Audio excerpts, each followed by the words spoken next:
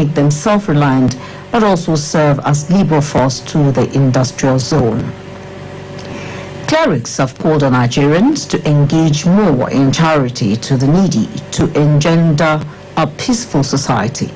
One of them, the National Chief Imam of Al-Habibiyya Islamic Society Jumat Mosque, Guzape Abuja Faoud Adeyemi, gave the advice on Radio Link, a Radio Nigeria audience participatory program which focused on Ramadan for spiritual and national development.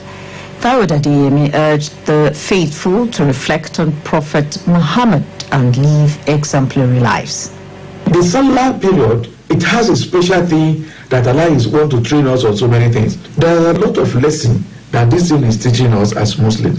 Allah wants to test your patience. He wants to test your obedience.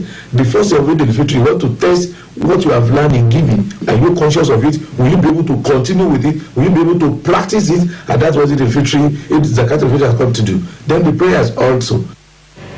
Another guest, the Deputy Imam, Muslim Community Center, Wuse Zone 3, Abuja, Ustaz Tamim Yusuf, urged the citizens to demonstrate philanthropy at all times.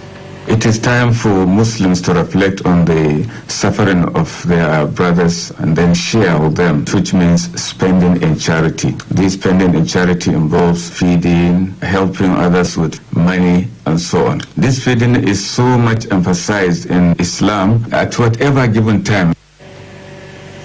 A caller into the program from Ibadan, Oyo State, Stephen Oyederi, appealed for religious tolerance among adherents for a virile society.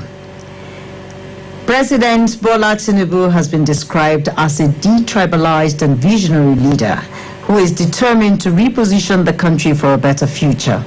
The Secretary to the Government of the Federation, Senator George Akumi, gave the assertion during a special Thanksgiving service to mark 73rd birthday of President Bola Tinubu at the Methodist Cathedral of Unity, Wuse, Abuja. Senator Akumi said within a short period, President Bola Tinubu has come up with initiatives and policies that would reposition the country. According to the SGF, President Bola Tinubu is creating specialized universities and providing solutions to the long-time challenges in the oil sector, as well as ensuring that rule of law take a center stage in the administration. Remember where we were, remember where we are today. We have every ways to celebrate this fine and extraordinary life. The man who wants to make a difference in the lives of our people, his grace and prosperity. In a sermon, the Executive Secretary, Nigerian Christian Pilgrim Commission, NCPC, Bishop Stephen Adigbite, said the President Tinubu administration has used less than 2 years to convince the international community that Nigeria is a good destination for investment. Bishop Stephen Adigbite reaffirmed the present administration's resolve to promoting religious harmony and treating all Nigerians equally, irrespective of tribe and religion. The President and the Commander-in-Chief of Armed Forces is a blessing to our country, and it's a time that we should continue to thank God for his life, because he's a fulfilled man, and God is using him to turn things around for the best for our great nation. The initial pain people experience is because of what you experience when you want to have a change, and that is the process we have been witnessing. Former Governor of Plateau State, Senator Simon Lalong, emphasized the need for Nigerians to intensify prayers for God to remove every forces against the progress of the country. The Minister of Solid Minerals Development, Dr. Dele Alake, has described President Bola Tinubu as a transformative leader whose vision and courage will leave an indelible mark in history. In a birthday tribute to the President, Dr. Alake, who emphasized that the occasion couldn't have come at a more auspicious time than the end of the holy month of Ramadan, urged Nigerians to accede to the President's request of praying for the peace and prosperity of the nation. He said the President's unwavering commitment to secure the nation has witnessed enhanced coordination and synergy among security agencies, resulting in the elimination of terrorists and neutralization of key bandit leaders. Dr. Alake prays that as the President celebrates 73 years of extraordinary service and impact, The Almighty Allah will grant him continued good health, strength and wisdom to build the Nigeria of our dreams. The minister therefore urged Nigerians of all faiths to use the moment, coinciding with the end of Ramadan, to offer prayers for the country's prosperity and well-being under his leadership. And now to agriculture. The Edo State Ministry of Agriculture and Food Security has officially flagged off the 2025 planting season in the state. The ceremony, performed by the state governor, Senator Moniya Okpebolo, was held in the State Agriculture Hub on Airport Road, Benin City.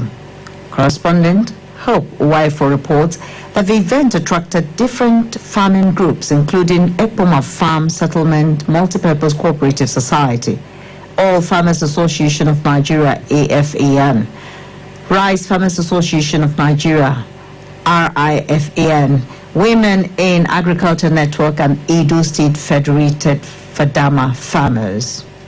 Represented by the State Head of Service, Dr. Anthony Okumbonwa, Governor Okpebolo assured farmers that government will continue to strive in its effort to improve agriculture, ensure food security, and make agriculture more lucrative and attractive to investors. We are ensuring that farmers have access to better seeds, better fertilizers, and other farm materials to improve their harvest, providing modern equipment and machines, improving support for farmers by deploying trained extension officers to guide and advise them. Governor Okpebolo pointed out that the state government, in its renewed effort to reposition the agri sector, has planned a Back to Farm initiative aimed at opening up more farmlands for mechanized cluster farming, as well as better access to improved seedlings, tractors, fertilizers, and other farming inputs. Earlier in a welcome address, the Permanent Secretary of the State Ministry of Agriculture and Food Security, Dr. Peter Osaige, described the new planting season as beginning of renewed hope for farmers and food systems, as over 1,500 hectares of farmlands are being developed by state governments, with smallholder and commercial farmers being supported. Edo State has taken bold steps to reposition agriculture as a driver of inclusive growth and economic resilience. In a keynote address titled Agriculture in a Changing Climate, a retired functioning Permanent Secretary, Dr. Sunday Eruse,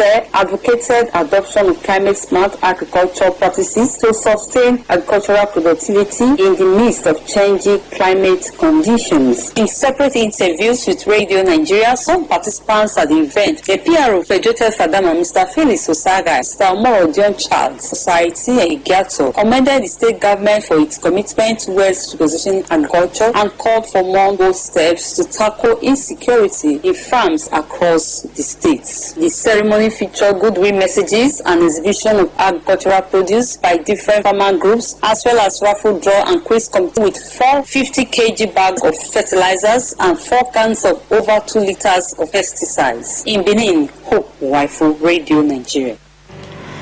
The death has been announced of Madam Ogbonni Uzomba Okam of Okonako in Ohiafia local government area of Abia State, aged 91. Madam Ogbonni Uzomba Okam died during a brief illness. Until her death, she was a woman leader, a teacher, and devoted Christian. Burial arrangement will be announced later by the family. Madam Ogbonni Uzomba Okam is survived by many children, grandchildren, siblings, relatives, and in-laws, among whom are Princess Nena Udoike and Prince Ezekiel Okonapa of our Network News Directorate, Abuja. On the foreign scene, the death toll in Myanmar earthquake has risen to 1,007 according to the country's military council, while the number of injured has gone up to 2,389 with 30 missing. The junta also said that 1,591 houses have been damaged in Mandalay region, the epicenter of the earthquake. Up next is Sports Update. With 3 days to the commencement of the Africa Women's Club Volleyball Championship in Abuja, the Nigerian Customs Service, host of the competition, has expressed its readiness to stage a historic tournament. About 23 African volleyball clubs are expected to participate in the 2 weeks championship, built for the Package B of the Moshood Abiola National Stadium, Abuja. Speaking exclusively to Radio Nigeria Sports, Secretary General of the Nigeria Customs Service Sports Department, Samuel Onikeku expressed confidence that the forthcoming championship will be a resounding success. The level of preparation has been top-notch. Things have been going smoothly. So everything that has got to do with the competition we've done, and we are continuously making sure that everything is ready before on the 1st. When the inspection team came from the Confederation of African Volleyball, they gave us about 85% pass mark. Onikeku said that the Nigeria Customs Service is aiming to make a good representation and improve on their 4th place finish in 2021. We are not only preparing to host, we are trying to make a good representation from our team. And you know that this is a competition we'll be attending since 2017, and our best position ever is 4th position in Kelibia, Tunisia 2021. Correspondent Olukayode Raymond reports that last week, the First Lady Senator Oluremi Tinubu was named Grand Patron of the 2025 Africa Women's Volleyball Championship. The Confederation of African Football (CAF) has awarded Egypt the rights to host the 2025 Under-20 Africa Cup of Nations. This follows the withdrawal of Cote d'Ivoire, who were initially billed to host the biennial tournament, citing unforeseen circumstances. The Flying Eagles qualified for the finals following a successful defense of their Wafo B Under-20 Championship title in Lome in October 2024. The competition, which also serves as the African qualification tournament for the FIFA Under-20 World Cup, will hold from April 27 to May 18, 2025. I am Joy Eziefola. Today's special tribute is on celebrating Mr. President at 73. It is written by Tiso Zambe of our Current Affairs Unit. On this day in 1952, the merchant family of Abibat Mogaji, the Yaloja of Lagos, welcomed a bouncing baby boy. They named him Bola Ahmed Adekunle Tinubu. Little did they know he would grow up to become an indefatigable personality, a successful politician, and an influential leader. The young Tinubu attended St. John's Primary School in Lagos before proceeding to Children's Home School in Ibadan, Oyo State.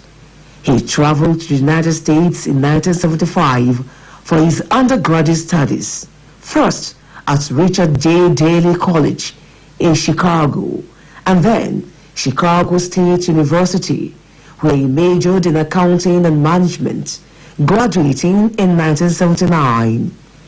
As a young man determined to succeed, he worked odd jobs as dishwasher, night security guard, and cab driver to support himself through college. This may be source of the conspicuous broken chains on his cap that has become a mantra and symbol for him, especially among his followers. He returned to Nigeria in the 1980s and was employed by Mobile Nigeria as an accountant before venturing into politics as the Lagos West senatorial candidate in 1992 under the platform of the Social Democratic Party, SDP, in the Third Republic. After the military government under General Sani Abacha dissolved the Senate in 1993, Tinubu went into exile and became an activist campaigning for the return of democracy as part of the National Democratic Coalition movement. When the country returned to civil rule in 1999, he won the governorship of Lagos by a wide margin as a member of the Alliance for Democracy, AD, becoming the 12th governor of the cosmopolitan state. He won re-election for a second term in 2003 and is seen as inventor of the modern Lagos. He continued to play very critical roles in the nation's political journey in the opposition and remained politically relevant even after leaving office as governor in 2007. This earned him the unwritten position of the national leader of the party. One of such determined roles was the formation of the All Progressives Congress APC in 2013, and by 2023, 10 years later, he was elected the 16th president of the most populous black nation, Nigeria, the giant of Africa. President Tinubu is known for assembling the best brains, regardless of one's social background, as a team for governance. President Tinubu's progressive disposition include the values of egalitarianism, social justice, liberty, and the recognition of fundamental rights. Almost 2 years down the lane, his administration, anchored on renewed hope agenda, has carried out major reforms, including fuel subsidy removal, assented to the bills for the establishment of regional development commissions, initiated the controversial tax reform bills, and has been credited with insecurity reduction. His wife, the First Lady, Senator Oluremi Tinubu, is helping in actualizing the administration's agenda through her Renewed Hope initiative aimed at empowering women and vulnerable groups. The president holds traditional chieftaincy titles such as the Asiwaju of Lagos and the Jagaban of the Borgu Emirates in Niger State, and popularly referred to as PBAT, an acronym for President Bola Ahmed Tinubu. Ahead of his birthday, he joined other faithful at the National Mosque Abuja yesterday for a special prayer for the nation and to appreciate God for preserving his life and supporting him in the Herculean task of piloting the affairs of the country. His birthday, which coincides with the holy months of Ramadan and Lent, should remind the president of the need to be closer to God and lead according to the dictates of God for the benefit of Nigerians. Therefore, celebrating a remarkable journey paved by brilliance and foresight at 73, President Tinubu must be reminded that he owes God and Nigerians a duty to lead in such a way that the poor can also breathe. Indeed, with each passing year, His Excellency shines brighter, illuminating paths of innovation and progress. As he marks this special day, may the tapestry of his accomplishments be woven with threads of joy and fulfillment. That special tribute on celebrating Mr. President at 73 was written by Teso Zambe and read by Mariam Okesonjo. For weather forecast, residents of FCT, Enugu, Port Harcourt, Kaduna and Lagos are experiencing cloudy hot weather ranging from 32 to 37 degrees Celsius. To end the news, here is a recap over major stories. President Bola Tinubu has ordered for an investigation into the killings of hunters in Edo State. China is to build an industrial zone in Benue State. Clerics have called on Nigerians to engage in charity as Muslims celebrate Eid al-Fitr. We also reported that Myanmar earthquake death toll has risen to over 1,000 as rescuers continue to search for survivors. That's the news edited by Stanley Nwosu and the production team. I am Jehobi Iyanya. Thank you for staying with us. Well, up next is Country Matter. How are they, country people?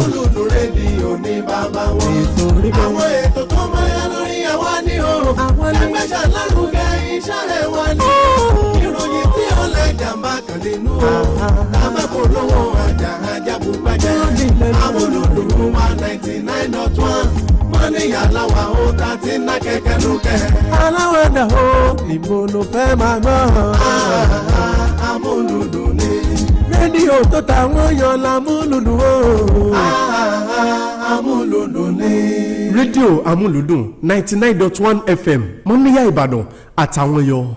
Assalamu alaikum wa rahmatullahi wa barakatuh. Wa alaikum salam wa rahmatullahi wa barakatuh. Atuki ẹ̀yin olùgbọ́ wa káàbọ̀ sórí ètò yín ètò wa Ramadan oṣù èrè. Eléyìí tó ń wáyé láti Lẹ́gì of Imam and Alfas Ìyànà Ìdí-Òsè lábẹ́ ìdarí bàbá wa Al-Imam Mudathir Oye.